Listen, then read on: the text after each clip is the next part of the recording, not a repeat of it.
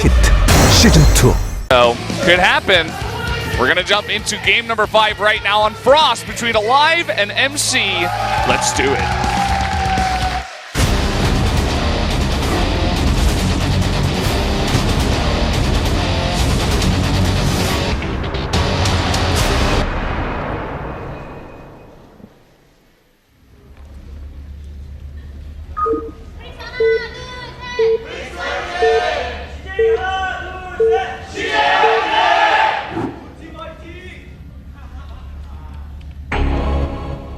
Up here in the top right in the purple, it is aLive.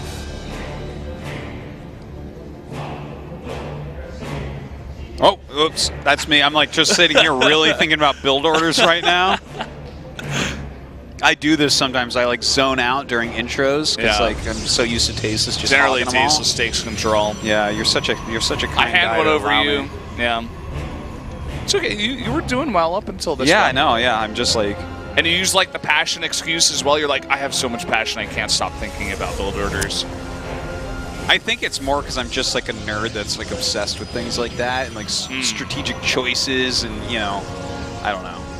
I want to see that build, man. I want to see the 66%er. Let's do it. Yeah, I think it's actually a really good call, Valdez. Like, it's with how quickly he's scouted. I guess he could actually do it after confirming. You know, and then it would just be like in between the two, like maybe over on the right side or something, way on the right. But needs another gas though, and with only 2 gas probes here, it looks like it's going to be a fast expand. Just Geek Nexus core. You can go Oracle after that. It's it is totally doable. You know, the only problem if he makes it way over there is he can't. It's harder to play like a macro game. Like if you want to go Phoenixes or Void Rays for defense, like to fly them all the way back across the map can be dangerous. But I don't know. We'll see what he's going to go for. So next core, it'll be a minute, guys. The SCV looks like it's about to run into the probe here. Yeah. Look at that. Are they going to touch? Who turns first? Oh, perfect timing. Oh, what an even match. Oh, they're really on top of it tonight. Yeah. And yeah, I mean, he's not going to be proxying anything, or he's not going to go up to the top right. In fact, he's going to go to the botch tower first. See if he actually proxies something in between. Here we go, I guess. But it's going to be a really late one. Maybe he's just going to hide it from any kind of Reaper.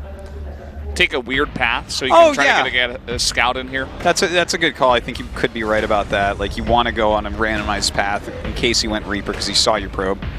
And he is going to pop up here, see a reactor's already done, 2 Marines are already done. May or may not have seen that factory. Yeah, he did. Okay, wow. But okay. That was actually, he so barely saw that. It's possible he didn't click on it, but I guess didn't, but like, yeah. It's probably a factory, right? I guess it could be another barracks, right? Yeah. If you want to do, you know, get the fast stem, right? Yeah. You get a second one with the stem and lots of Marines and get a couple of medevacs, that Bjorn build. Yeah, it's a really good build for the map as well, whether you're playing against Zerg or Protoss, but or Terran, man. Bjorn, sure, yeah. He went into that group, he's like, no, I've got 1 build, 1 opportunity. Here we go. Or rather, 1 build and 10 opportunities to use his build 10 times. I like it.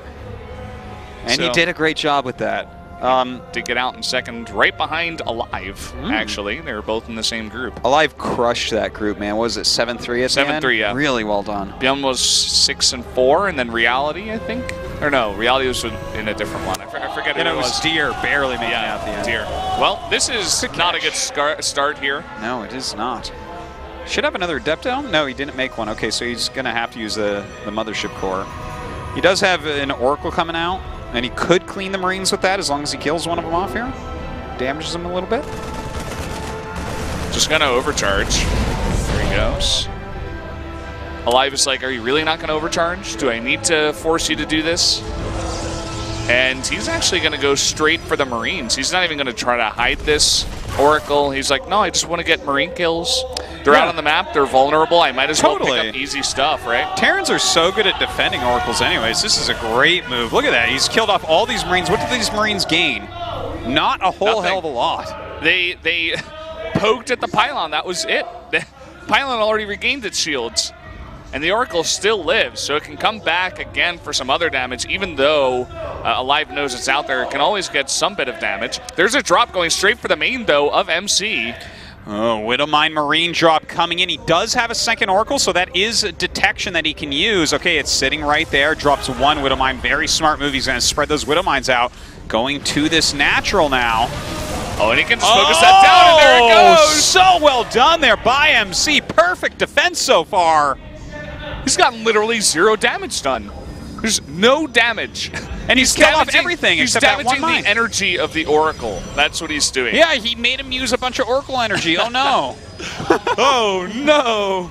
Terrible. Dude, this is just amazing play by MC. There you go. He got 1 kill. Yeah, this is pretty flawless, actually. Really got to hand it to him. No kind of crazy build. Really straight up. He did go Stargate. And he's using these Oracles to great effect. And aLive is just not finding any damage. He's definitely very far behind now after losing all those Marines and the drop with the 2 Widowmines. MC is so cool. Oh my god, can he actually kill that? Oh, he gets it! Flies right into the natural. He's killing off some SCVs now as well with the double Oracle. Gets the Mule that just dropped. God. Both these Oracles are still alive. He needs to back off now. Staying around for more damage though. He's going to lose both. Kind of unfortunate there. Dude, the boss toss is too good at this game. What is happening? Why is that Liberator there? He needs it at home for defense. Oh my god, he cancels the third base after all of that. He has Blink on the way, a third base, a Prism. I don't even... Dude, he's so good. How is it that he wasn't on a Kesp? Like, why weren't they just throwing boatloads, buckets of money at this guy? Yeah, I don't know. I mean... People were so hyped when he came out in Pro League and beat Zest, right? And then he like took some losses, and I feel like some of the hype like kind of drained away. But this guy is unbelievably good. You could see it. I mean, we should also say that aLive is making some mistakes here and there, right? Free Liberators, free units, you know, out on the map. Free cancel Command Center. What was that? Like, very, very hurtful. Okay, he's going out with another drop here, a double drop. And look at this. I mean, he's right in position. He knows it's coming. God, you have to be kidding me. This is crazy. MC is on fire right now, guys. And this is why MC is just so good to have on your team for this kind of thing. Because he comes out in the playoffs and he plays better than he has in any other game I've seen him so far. He's like, no, this is where I shine. I thrive off of the stress and the pressure, actually. Yeah. Pressure makes MC into a diamond. I mean, come on. Spread out, my minions. Go to all the channels on Twitch. Let them know that this is on, because this is crazy, man. MC going for his second victory here. Might be carrying CJ into the next round. Yeah.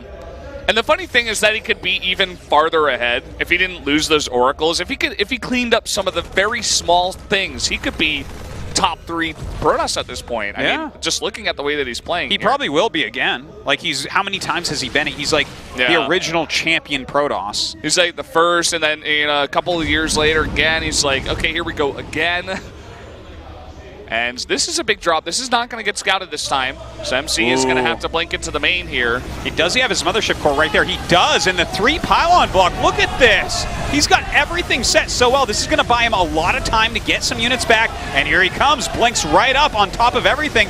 Almost snipes 2 medevacs. That was definitely mistargeting that we saw. But in the meantime, a huge adept warp in over in the base of aLive. Yeah, it's not even only in the main. There were some dropped into the natural, too. He still does need to deal with this main that was dropped.